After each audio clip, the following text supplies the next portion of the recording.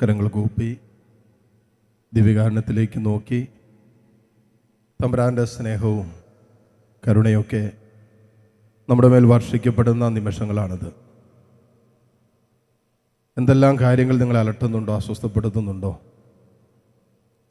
അസ്വസ്ഥതകൾക്കും ആകുലതകൾക്കും മീതെ പ്രവർത്തിക്കാൻ കഴിയുന്ന ഒരു ദൈവം ഇയാൾ താരയിലുണ്ട്. നിന്റെ കണ്ണു നിറയുന്ന വിഷയങ്ങൾ, നിന്റെ ഹൃദയത്തെ ഭാരപ്പെടുത്തുന്ന ജീവിതത്തിൻ്റെ അനുഭവങ്ങൾ,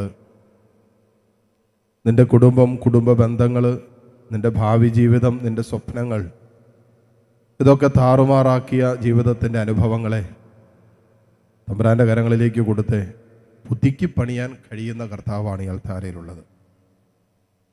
എന്തും പുതുക്കി പണിത് കഴിയുമ്പോൾ അതിനൊരു ഭംഗിയുണ്ട്.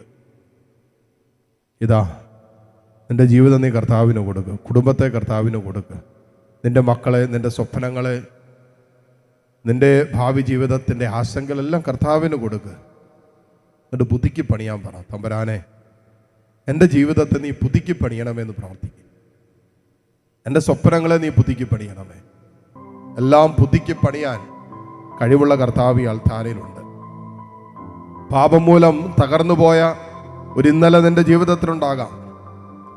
ദൈവസ്നേഹത്തെ തിരസ്കരിച്ചതുകൊണ്ടും കർത്താവിൻ്റെ കാരുണ്യത്തിനെതിരെ പുറംതിരിഞ്ഞു നിന്നതുകൊണ്ടും നീ അനുഭവിക്കുന്ന ഭയവും ആകുലതകളും അസ്വസ്ഥതകളും കുറ്റബോധമൊക്കെ നിന്റെ മനസ്സിലുണ്ടാകാം.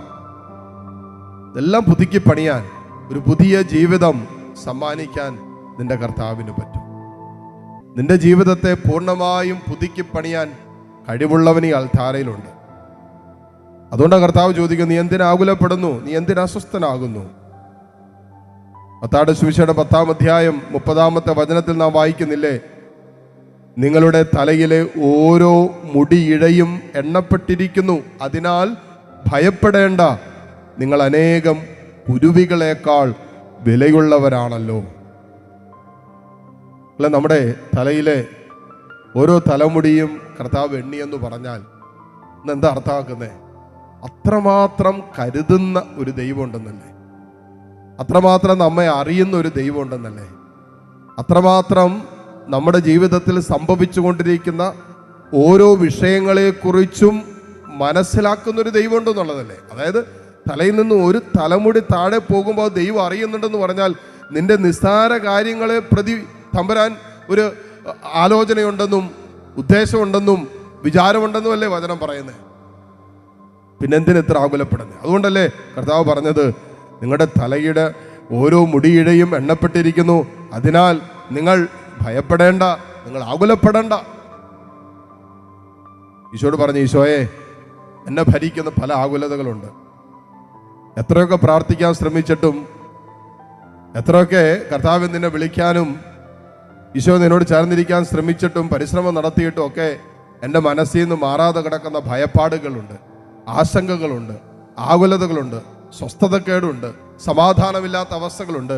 ഈ വിഷയങ്ങളിലെല്ലാം കർത്താവെ, നിന്റെ കരം നീട്ടി എന്നെ ഇപ്പോൾ ഈ നിമിഷം പുതുക്കി പണിയാൻ പറ.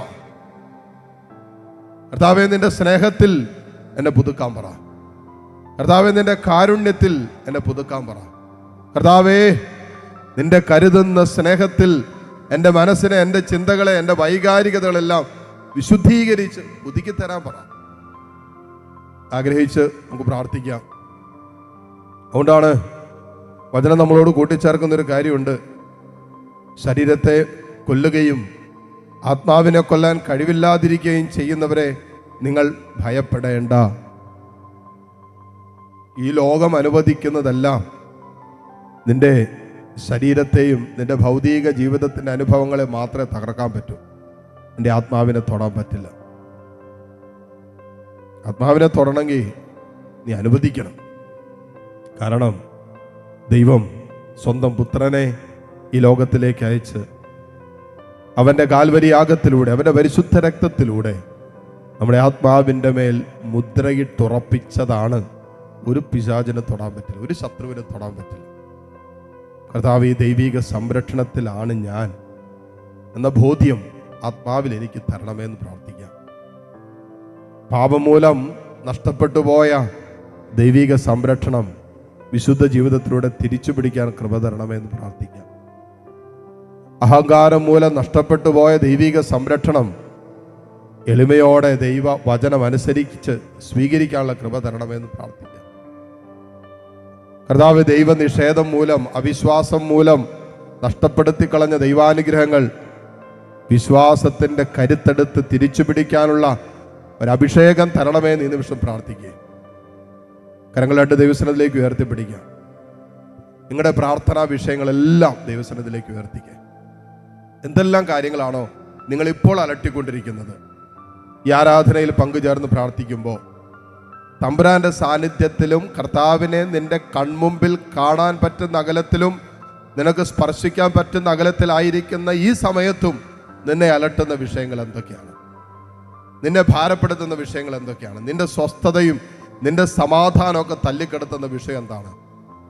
ആ വിഷയങ്ങളെ കർത്താവിന് കൊടുത്തേ ഹൃദയം തുറന്നൊന്ന് പ്രാർത്ഥിക്കാൻ പറ്റിയാൽ, മനസ്സ് തുറന്നൊന്ന് കരയാൻ പറ്റിയാൽ, ഹൃദയത്തിൻ്റെ വിങ്ങലുകളും തേങ്ങലുകളും ഒന്നിറക്കി വെച്ച് ദൈവമേ എന്നൊന്ന് ഹൃദയം തുറന്ന് വിളിക്കാൻ പറ്റിയാൽ എന്തോരം ആശ്വാസം നമുക്ക് കിട്ടും, എന്തോരം സമാധാനം നമുക്ക് കിട്ടും. മനമുരുകിയവരെ കർത്താവ് കടാക്ഷിക്കുന്നു എന്നാ പറഞ്ഞേ.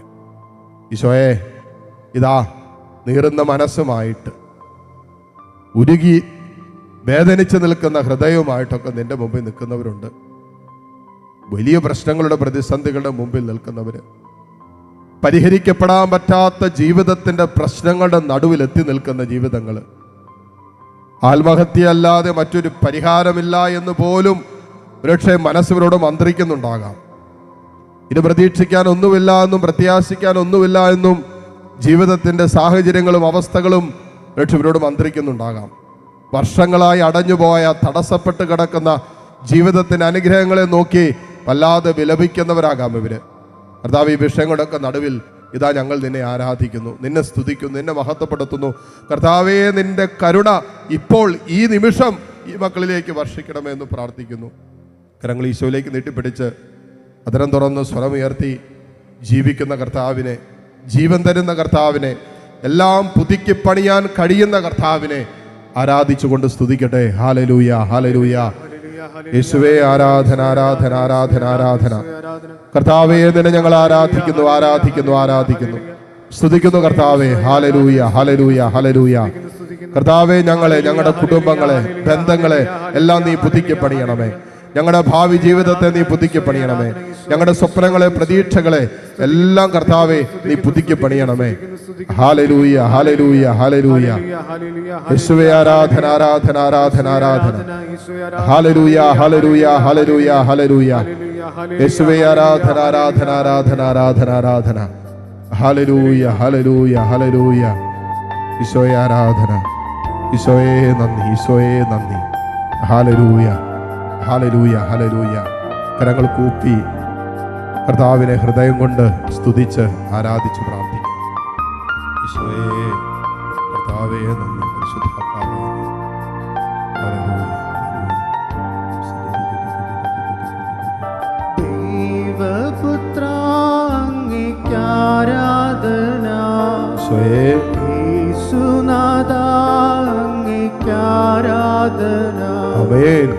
ദൈവപുത്ര അങ്ങേക്ക് ആരാധന, യേശുനാഥ അങ്ങേക്ക് ആരാധന. തിരുസന്നിധിയിൽ ഇന്നു വന്നിടുവാൻ കൃപ നൽകിയതാ അങ്ങേക്ക് ആരാധന. തിരുസന്നിധിയിൽ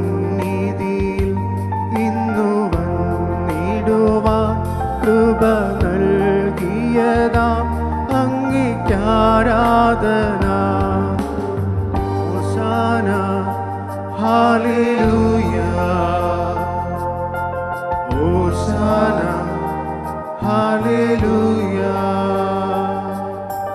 ഹോശാന, ഹല്ലേലൂയ, ഹോശാന, ഹല്ലേലൂയ.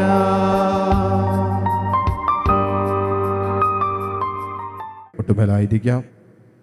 ദിവ്യകാരുണ്യ ഈശോയുടെ ആശീർവാദം സ്വീകരിക്കാൻ ഒരുങ്ങുന്ന നിമിഷമാണ്. കർത്താവിൻ്റെ കാരുണ്യത്തിലേക്ക് നമ്മുടെ എല്ലാ പ്രത്യേക നിയോഗങ്ങളെ സമർപ്പിക്കാം.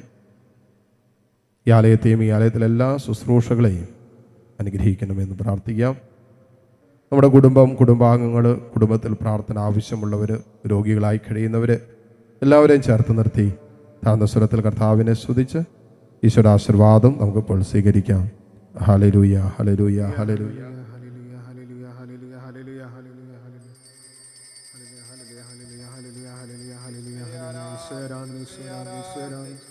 ഈശ്വരാധന ഹല്ലേലൂയ ഹല്ലേലൂയ ഹല്ലേലൂയ ഹല്ലേലൂയ ഈശ്വരാധന ഹല്ലേലൂയ ഹല്ലേലൂയ ഹല്ലേലൂയ.